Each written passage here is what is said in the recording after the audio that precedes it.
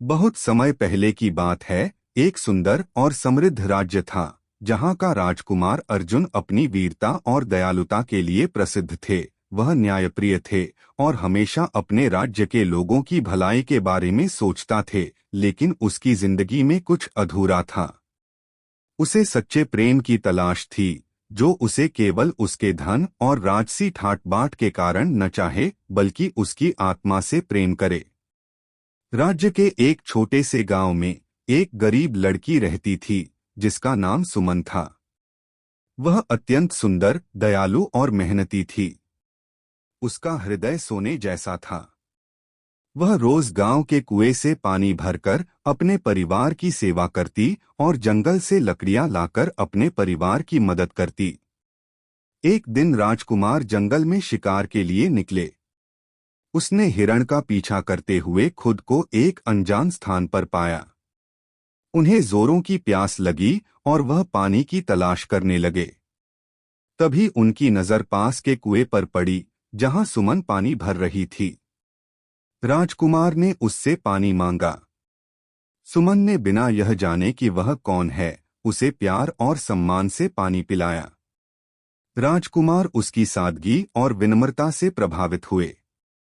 अगले दिन राजकुमार फिर उसी स्थान पर गए और सुमन से बात करने लगे। धीरे धीरे दोनों में मित्रता हो गई और समय के साथ यह मित्रता प्रेम में बदल गई। राजकुमार को अब एहसास हुआ कि वह सुमन से सच्चा प्रेम करने लगे हैं। लेकिन उसे चिंता थी कि क्या महल में लोग इसे स्वीकार करेंगे। जब राजमहल में यह बात फैली तो राजा और रानी इस रिश्ते से असंतुष्ट हुए। उन्होंने राजकुमार से कहा कि वह किसी राजकुमारी से विवाह करें, न कि किसी गरीब लड़की से। लेकिन राजकुमार ने अपनी जिद नहीं छोड़ी।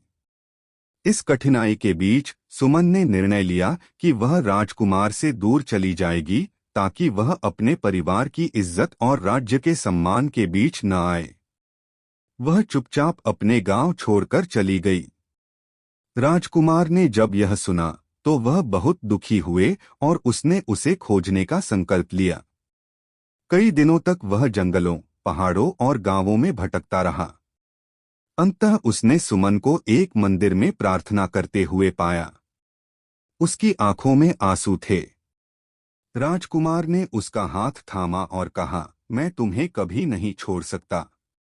तुम ही मेरी सच्ची साथी हो।